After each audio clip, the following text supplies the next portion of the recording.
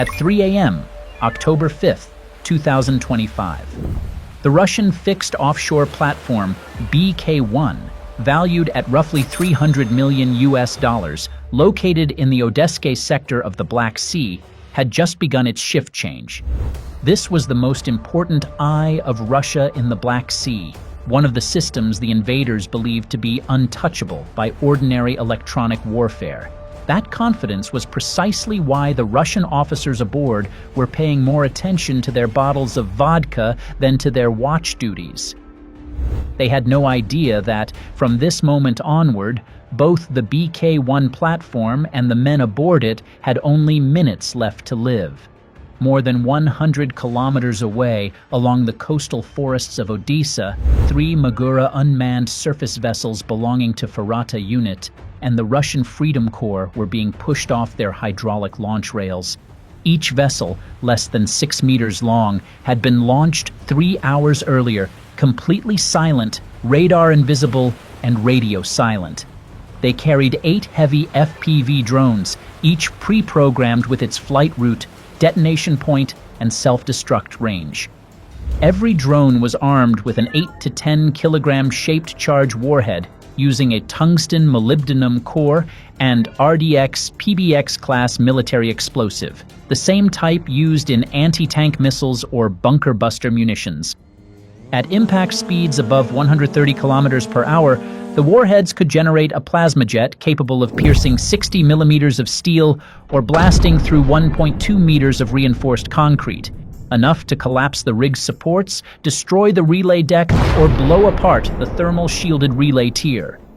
BK-1 was no longer a civilian oil platform. Since June 2023, according to joint intelligence from Farata and the Russian Freedom Corps, the platform had been converted into a radar relay, electronic warfare, and sonar node. It served as an intermediate anchor point within Russia's multi-layered air defense grid across the Black Sea, effectively a floating radar base. Once it was gone, the entire corridor between Snake Island and the Tarkankut coast would become a tactical blind zone where no radar could see. That was precisely why it was chosen. But the prey wasn't defenseless. Around it, Russia had established 3 layers of active protection. Layer 1, a Podlet K-1 ground radar capable of scanning medium and high-altitude objects within a 250 to 300 kilometer radius, but blind near the sea surface. Layer 2, surface wave radar and sonar sensors mounted directly on BK-1, designed to detect surface anomalies, yet vulnerable to small, slow objects. Layer 3, automated 14.5 millimeter machine guns and thermal imaging sensors mounted on the upper decks, capable of firing within 3 to 4 seconds of target lock. Farata had been tracking BK-1 for 90 hours using a single Beaver-type kamikaze UAV, flying alone, without GPS, without a data link. Weighing barely 50 kilograms, it relied solely on an inertial navigation algorithm combined with terrain matching. Like a nocturnal predator, it slipped past the Podlet K-1 line undetected. That drone revealed everything: the radar's rotation cycle, its dead intervals between pings, and even the blind zones between the rig's technical decks and lattice frames. Electromagnetic reflection maps, multispectral satellite images, and AIS data confirmed it, the shift change. At 3 a.m. was the most vulnerable moment for the entire outpost. The 3 Magura V-7 vessels advanced quietly in a pincer formation, closing in from 2 axes. The formation was designed not only to split detection risk, but to cut through each surface wave radar band and thermal corridor Russia had layered around BK-1. The lead vessel at the center acted as the command and coordination node, carrying no UAVs, but functioning as the external brain of the entire strike. It handled navigation, received signals from FPV drones, transmitted final commands, and relayed encrypted satellite data back to Farata's control center. Mounted on its hull were anti-jamming modules, FLIR cameras, and mission recorders, all operating in full stealth mode. The second vessel, holding the left flank, was the primary strike carrier, 4 heavy FPV drones sat on 30-degree angled launch rails, prepped for release. Their targets were the western sections of BK-1, the rotating radar post, relay chamber, main electrical hub, and AIS repeater. The third vessel, on the right flank, handled decoy and diversionary strikes. 2 of its 4 drones were programmed as bait, emitting strong heat signatures to mimic engine exhausts and lure the rig's automatic guns. The remaining 2 drones would attack from the southeast, targeting the satellite uplink module, auxiliary power bay, and pressure valves on the lower deck.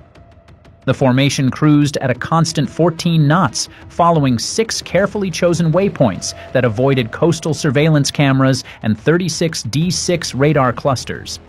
Throughout the entire mission, all 3 Maguras remained in full passive mode. All commands transmitted via internal laser channels and ultra-low frequency bands. At 3:10 a.m., the formation reached 6 kilometers from BK-1. On Ferrata's FLIR screens, the platform appeared as a glowing block of steel, each heat source visible across the spectrum. The rotating radar dome, relay control room, auxiliary power bay, and AIS satellite modules on the starboard side. All marked, each one would vanish in less than 5 minutes. At 3:13 a.m., the second and third vessels simultaneously opened their launch bays. Composite hatches slid aside, revealing 8 FPV drones seated on hydraulic launch cradles. Warheads pointed at the rig like knives poised to leave their sheaths. There was no warning siren, no beacon, only a faint activation pulse across the wet deck, and in the next instant, the first drone detached from the hull. Acceleration climbed with linear thrust, hugging the sea surface at under 3 meters altitude. The second drone followed less than 5 seconds later. One by one, in the pre-programmed sequence, they launched along 3 corridors plotted on the tactical map.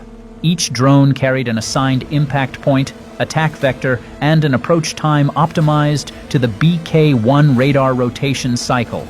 Everything had been calculated to the second. 2 of the drones, acting as decoys, ignited strong heat signatures, simulating internal combustion exhaust plumes, then climbed to a higher angle to draw the platform's automatic guns away from their true arcs of response. A fight without ammunition, reliant on the opponent's reflexes, that was the plan. From the stern of V-701, the FLIR suite tracked every streak.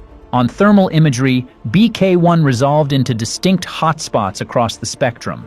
The top rotating radar dome, the mid-tier relay room, the lower auxiliary power bay, and the AIS plus satellite antenna cluster on the starboard side. 1 minute after launch, one of the 2 decoy drones entered the field of view of the top-tier infrared sensor array. The system instantly switched from monitor to automatic defense. The 14.5mm machine gun mount slewed under the IR recognition algorithm and achieved target lock in 2.9 seconds. No human confirmation required. The guns opened fire. Drone number 7 was struck at 90 meters, detonating mid-air. A globe of fire hung for several seconds before falling into the sea. Thermal sensors logged the target as neutralized. Inside the control cabin, a technician exhaled lightly, convinced the strike had been foiled. But in those 4 seconds, with the autocannon still sweeping the wreckage, 6 operational drones slipped past the remaining air defense layers and closed in from the other 2 axes. The formation was now 2 kilometers from the target. At 3:14 minutes and 42 seconds a.m., the final decoy performed its act. It produced a maximal heat output, a faux combustion core simulating a diesel engine, leaving an IR trail over 90 meters long. Its flight path cut up to a high angle from the northwest, the sector with the broadest field of view but also the most susceptible to distraction.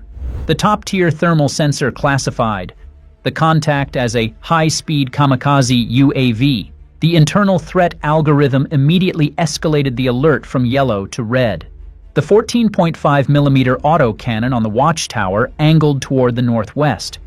The platform's surface wave radar rescanned on a low frequency to reacquire the target, but the decoy's altitude profile caused it to be misclassified as the principal threat. No one suspected it was bait.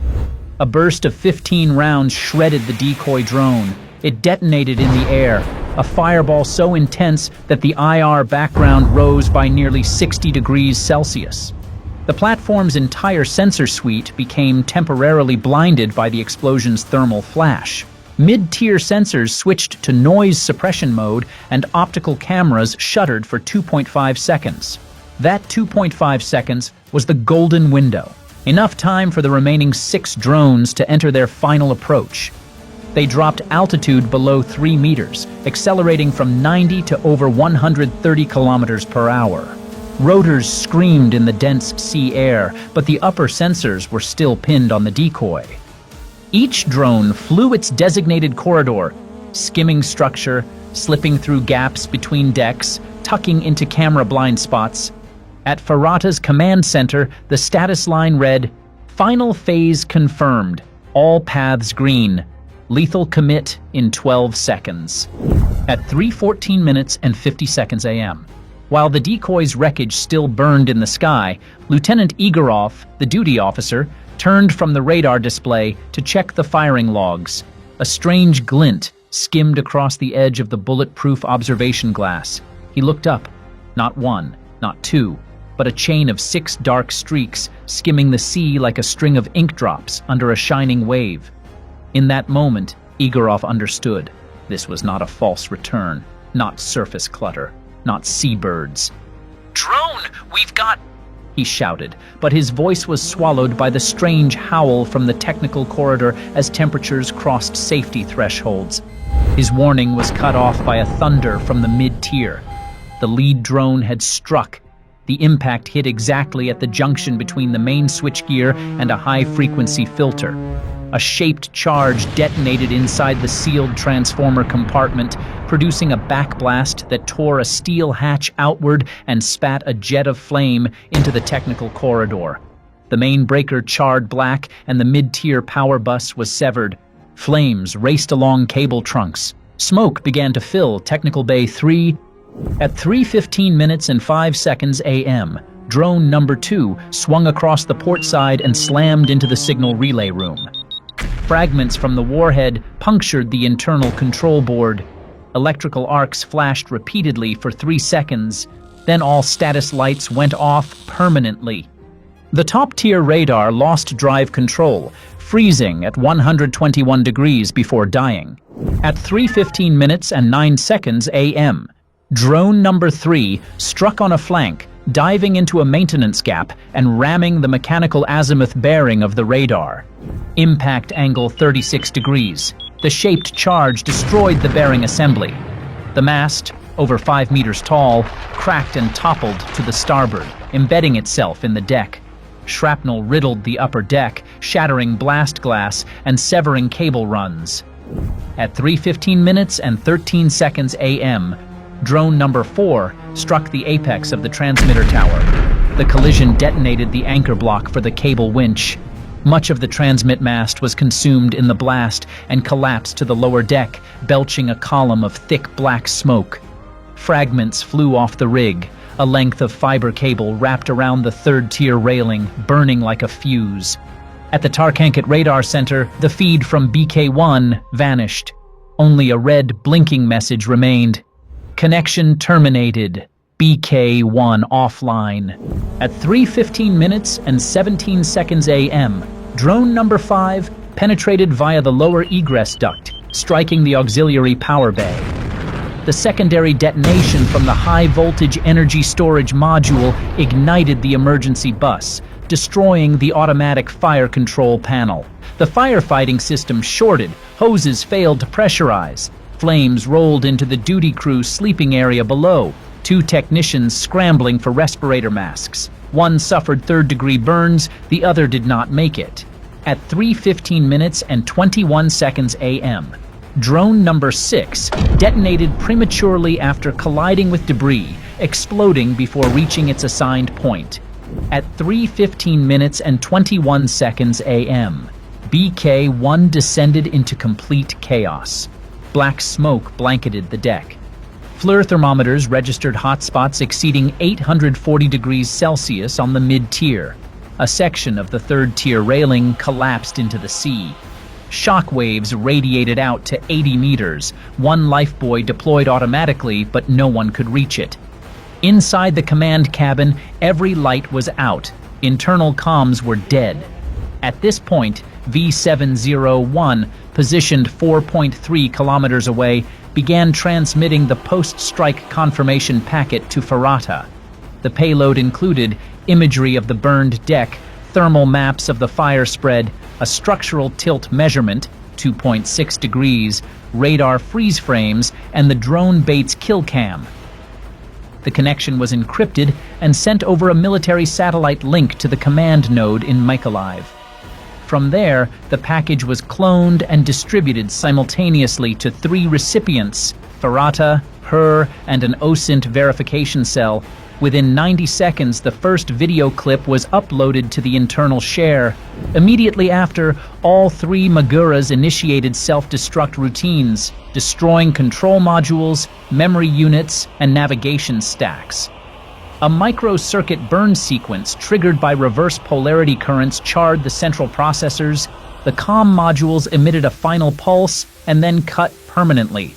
At the Russian naval HQ in Tarkhankut, the first report arrived at 3:17 a.m. Logging: loss of technical contact with BK-1, no AIS, radar, or optical feedback, possible equipment malfunction. Everything was labeled system fault. By 3:25 a.m., commercial satellite infrared imagery analyzed by Western OSINT teams confirmed the fire. Telegram military channels like Vonkor Kotnak and Rybar began circulating claims. An offshore rig near Odesky may have been struck by drones. The rumor spread like oil on water. At 4 a.m., the Russian Ministry of Defense officially issued an internal alert demanding absolute confidentiality regarding the offshore incident. At the same time, the Black Sea Fleet ordered reconnaissance vessels to the scene. But all they found was the rig's blackened carcass, smoldering, with white smoke seeping from fractures along the technical deck. Rescue ships moved in, but refused to put divers in the water for fear of remaining mines or unexploded ordnance. During the first 6 hours, Russia's official information channels remained silent. In stark contrast to that silence, Ukraine immediately released an edited clip from FP5 drone number 1's camera and satellite imagery taken after BK-1's radar feed went dark. With the BK-1 operation, Ukraine did not merely destroy a radar station, they redrew the control map of the Black Sea with a cold, deep cut that cannot be traced back. From now on, every Russian platform in the Black Sea, even those protected by radar, autocannons, or infrared sensors, will have to ask itself, am I the next target? And whether the next Magura has already left the shore, or still lies quiet beneath the forest canopy, waiting for the one perfect moment to switch off yet another of Moscow's eyes.